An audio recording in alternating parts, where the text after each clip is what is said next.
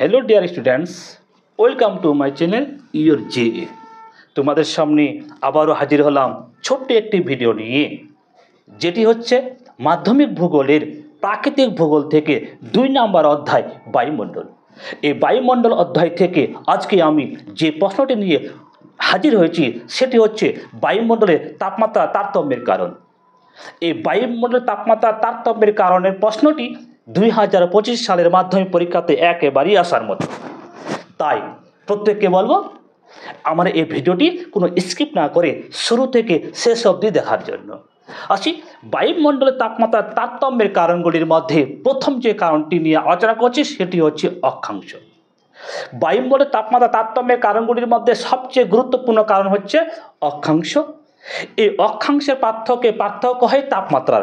কেননা যখন পৃথিবী 66.5 ডিগ্রি কোণে হেলে সূর্যের চারিদিকে পরিক্রমণ করে, তখন সূর্যরশ্মি পৃথিবীর নিরক্ষরেখা বরাবর সারা বছর লম্বরূপে কিরণ দেয়।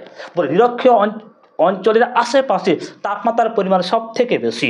এই নিরক্ষীয় অঞ্চল থেকে যতই আমরা উত্তর দিকে বা দক্ষিণ দিকে যাব, তাপটা তত আস্তে আস্তে কমে। ফলে আমরা বলতে পারি অক্ষাংশের পার্থক্য হয় তাপমাত্রার। আমরা এটাও বলতে পারি যে সহজ করে মনে রাখার জন্য অক্ষাংশের সাথে তাপের ব্যস্ত সম্পর্ক। কেননা অক্ষাংশ যত বাড়বে তাপ তত কমবে, অক্ষাংশ যত কমবে তাপ ততই বাড়বে। ঠিক এটাকে আমরা আরো একটু সহজ করে বুঝতে পারি একটি ছবির মাধ্যমে। ধরে নাও এটি একটি সূর্য। এই সূর্যরশ্মি পতিত হচ্ছে, ঠিক তার সামনে 66.5 ডিগ্রি কোণে হেলে পৃথিবীর সূর্যের চারদিকে পরিক্রমণ করছে। এমন অবস্থায় সূর্যরশ্মি ঠিক নিরক্ষরেখার উপরে লম্বরূপে কিরণ দেয়। ফলে নিরক্ষরেখার আশেপাশে তাপমাত্রা সব থেকে বেশি। যতই উত্তর দিকে বা দক্ষিণ দিকে যাব, সূর্যরশ্মি তীর্যরূপে পতিত হয় বলে তাপমাত্রার পরিমাণটা কম। ফলে আমরা বলতে পারি অক্ষাংশের পার্থক্য হয় তাপমাত্রা। আসে বায়ুমণ্ডলের তাপমাত্রা তারতম্যের কারণগুলির মধ্যে 2 নম্বর কারণ, সে হচ্ছে সূর্যরশ্মির পতন কোণ। আমরা জানি পৃথিবীর আকৃতি হচ্ছে গোলীয়। এই গোলীয় আকৃতির জন্য যখন সূর্যরশ্মি পৃথিবীর উপরে এসে পতিত হয়, তখন পৃথিবীর সর্বত্র এই সূর্যরশ্মি সমান হারে পতিত হতে পারে না। কেননা পৃথিবী হচ্ছে গোলীয় আকৃতি। এই গোলীয় আকৃতির জন্য সূর্যরশ্মি কোথাও লম্বরূপে পড়ে, কোথাও তির্যক রূপে পড়ে, কোথাও পৌঁছাতেই পারে না। যার কারণে পৃথিবীর সর্বত্র তাপমাত্রা সমান নয়, কোথাও কম কোথাও বেশি। এই ছবিটি থেকেই আমরা সেটাকে একটু জ্ঞান লাভ করতে পারি। ঠিক মাঝ বরাবর লম্বরূপে পড়ছে, যত যাচ্ছি উত্তর দিকে বা দক্ষিণ দিকে তির্যক হতে হতে সেটা তির্যক হয়ে যাচ্ছে। ফলে আমরা বলতে পারি সূর্যরশ্মির পতন কোণের পার্থক্য হয় তাপমাত্রা। বায়ুমণ্ডলের তাপমাত্রা তারতম্যের কারণগুলির মধ্যে পরে যে কারণটি হচ্ছে সেটি হচ্ছে ভূমির উচ্চতা। ভূমির উচ্চতা সমুদ্রপৃষ্ঠ থেকে যতই কোনো একটা ভূমিরূপ আস্তে আস্তে উঁচু হবে, ততই তার তাপমাত্রা কমবে। কেননা আমরা জানি ভূমির উচ্চতার সাথে তাপের ব্যস্ত সম্পর্ক। উচ্চতা যতই বাড়ে তাপ ততই কমে। কেমন করে? ছবির মাধ্যমে আমরা এটুকু জানার চেষ্টা করতে পারি। ধরে নিলাম যে পাশে একটি সমুদ্র আছে, আর এই সমুদ্র থেকে কোনো একটা ভূমিরূপ আস্তে আস্তে উঁচু হয়ে উপর দিকে গেছে।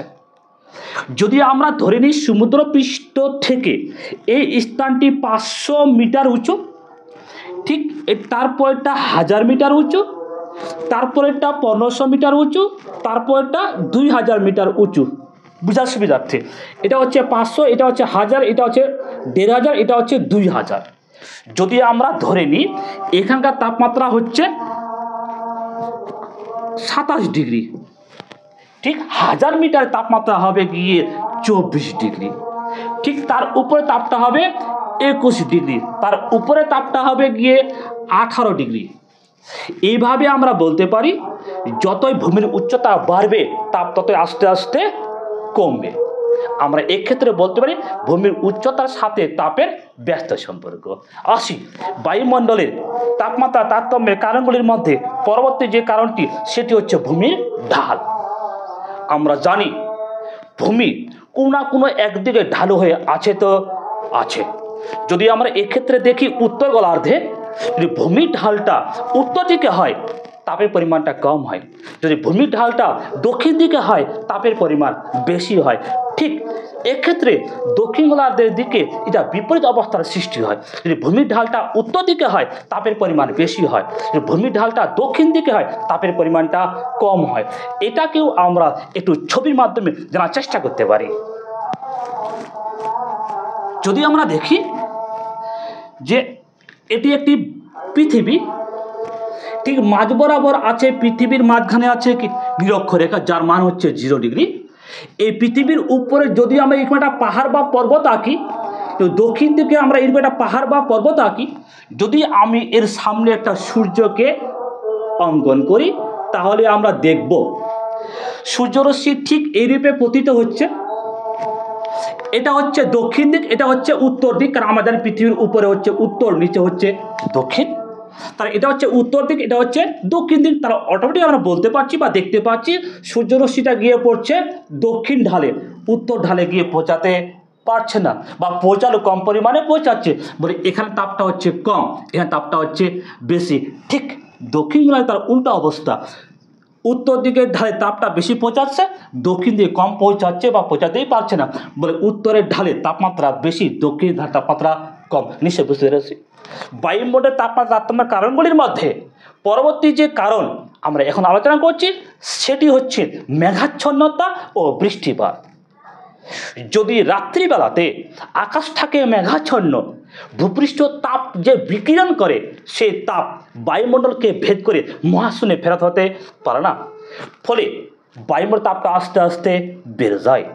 যদি উল্টো দিকে দেখি আমরা দিনের বেলাতে আকাশে আছে মেঘাচ্ছন্নতা বা মেঘ, তার সূর্যরশ্মি সে মেঘকে ভেদ করে ভূপৃষ্ঠে আসতে পারে, তাপ তখন আবার কম হয়। অর্থাৎ আমরা সহজ করে বলতে পারি যদি রাত্রিবেলাতে আকাশে থাকে মেঘাচ্ছন্ন, তাপের পরিমাণ বেড়ে যায়।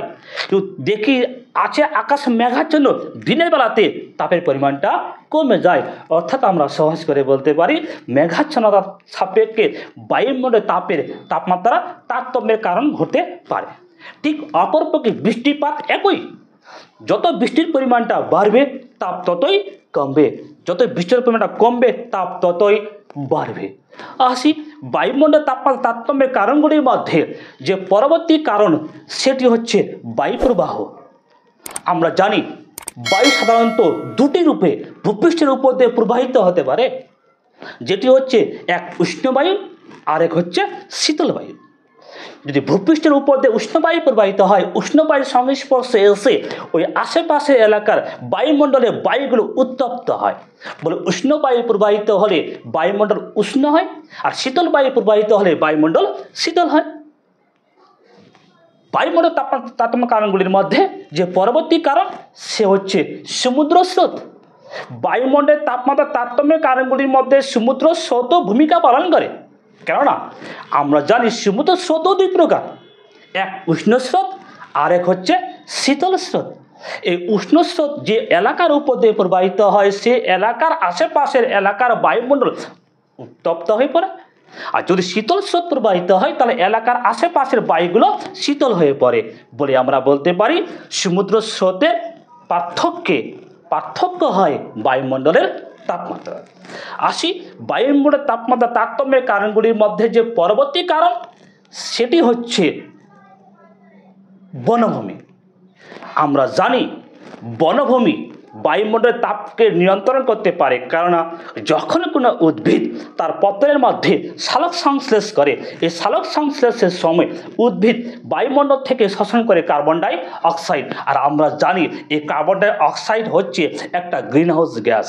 এই কার্বন ডাই অক্সাইডের পরিমাণ বায়ুমণ্ডলের মধ্যে যতই পরিমাণে বৃদ্ধিপ্রাপ্ত হয় ততই সে তাপকে শোষণ করে পৃথিবীর বুকে তাপকে শোষণ করে ধরে রাখতে পারে, বলে পৃথিবীর উপরে বিশ্ব উষ্ণায়নের সৃষ্টি হয়। কিন্তু উদ্ভিদ একটা উপকার করে, সেই উদ্ভিদ সালোক সংশ্লেষের সময় শোষণ করে কার্বন ডাই অক্সাইড, সালোক সংশ্লেষের সময় উৎপন্ন করে অক্সিজেন, যে অক্সিজেন বায়ুমণ্ডলের মধ্যে মিশে যায়, যার ফলে বায়ু তাপটা নিয়ন্ত্রিত হয়, অর্থাৎ তাপটা আস্তে আস্তে কমে। অর্থাৎ যত উদ্ভিদের পরিমাণ বেশি হবে তত বায়ুর তাপটা কমবে, যত উদ্ভিদের পরিমাণ কম হবে বায়ুর তাপটা বাড়বে।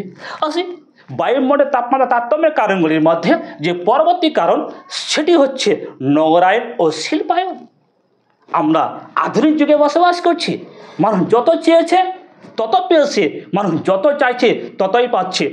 মানুষ সুখের উপরে সুখ চায়, যার কারণে মানুষ বিলাসবহুল জীবনযাপন করতে নির্মাণ করছে অট্টালিকা, নির্মাণ করছে বড় বড় ইন্ডাস্ট্রি বা শিল্প। এই যতই আমরা এই অট্টালিকা বা শিল্প স্থাপন করছি ততই আমরা বনভূমি ধ্বংস করছি, খালডোবাকে ভরাট করছি, যার ফলে বিশ্বের তাপটা আস্তে আস্তে বেড়ে যাচ্ছে। অর্থাৎ যে এলাকার মধ্যে শিল্পায়ন বা নগরায়নের পরিমাণ সব থেকে বেশি, সেখানকার আশেপাশের বায়ুমণ্ডল উত্তপ্ত হয় বেশি। যেখানে নগরায়ন বা শিল্পায়নের পরিমাণ কম, সেখানকার আশেপাশে বায়ুমণ্ডল শীতল হয় বেশি বলে আমরা বলতে পারি। শিল্পায়ন ও নগরায়নের পার্থক্য হয় বায়ুমণ্ডলের তাপমাত্রা। আমরা পরের কারণ যদি উল্লেখ করি তাহলে বলবো বায়ুমণ্ডলের তাপমাত্রা তারতম্যের কারণগুলির মধ্যে যে পরবর্তী কারণ সেটি হচ্ছে স্থলভাগ ও জলভাগ। বায়ুমণ্ডলের তাপমাত্রা তারতম্যের কারণগুলির মধ্যে আরেকটি বলছি স্থলভাগ ও জলভাগ। যদি কোনো স্থান সমুদ্রের পাশে অবস্থান করে তাহলে সেই স্থানে সমুদ্রের জলের কারণে না খুব উষ্ণ হয় না খুব শীতল হয়। কারণ আমরা জানি জল খুব উত্তপ্ত হতে পারে না, কেননা জল ধীরে ধীরে উত্তপ্ত হয় আবার ধীরে ধীরে শীতলও হয়। ফলে জলের পাশে স্থানগুলো হয় সমভাবাপন্ন। আর সমুদ্র থেকে যে সমস্ত স্থান দূরবর্তী স্থানে অবস্থান করছে সেই সমস্ত স্থানে তাপমাত্রা হয় বেশি গ্রীষ্মকালে, অটোমেটিকভাবে শীতকালে তাপটাপের হয় কম। অর্থাৎ শীতের সময় শীত বেশি আর গরমের সময় গরম বেশি বলে আমরা বলতে পারি। সমুদ্র থেকে যে সমস্ত স্থান কাছে তাদের জলবায়ু হচ্ছে সমভাবাপন্ন, আর সমুদ্র থেকে যে সমস্ত স্থান দূরে তাদের জলবায়ু হচ্ছে চরমভাবাপন্ন।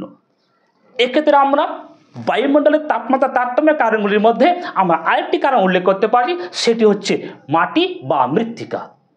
আমরা জানি ল্যাটেরাইট এক প্রকারের মাটি যা ইটের মতো শক্ত, সে প্রচুর তাপকে শোষণ করতে পারে। বলে যে সমস্ত এলাকাতে ল্যাটেরাইটের মৃত্তিকার পরিমাণ বেশি সে সমস্ত এলাকাতে তাপের পরিমাণটাও বেশি। আর যে সমস্ত এলাকাতে পলল মৃত্তিকা বা গ্লে মৃত্তিকার পরিমাণ বেশি সেখানে তাপের পরিমাণ কম, কারণ কাদামাটি বা পলিমাটি তাপ কম শোষণ করতে পারে বলে তাপের পরিমাণ কম। আর যে সমস্ত এলাকায় আছে ল্যাটেরাইট মৃত্তিকা তাপ শোষণ করতে পারে বেশি বলে তাপের পরিমাণ বেশি বলে আমরা বলতে পারি সহজ করে। মৃত্তিকার পার্থক্য হয় বায়ুমণ্ডলের তাপমাত্রা। আজকের মতো এই ভিডিওকে আমি এখান থেকেই শেষ করছি। অবশ্যই তোমরা এই চ্যানেলটিকে সাবস্ক্রাইব করে রাখবে, লাইক করে রাখবে, শেয়ার করে রাখবে, সাথে বেল নোটিফিকেশনটি অন করে রাখবে, কেননা পরবর্তী ভিডিও ছাড়লে যেন সাথে সাথে তোমার মোবাইলে নোটিফিকেশান পৌঁছে যায় আর ক্লিক করে পরবর্তী গুরুত্বপূর্ণ প্রশ্ন যেটি নিয়ে আলোচনা করব সেটি তুমি দেখে নিজেকে স্যাটিসফাই করতে পারো।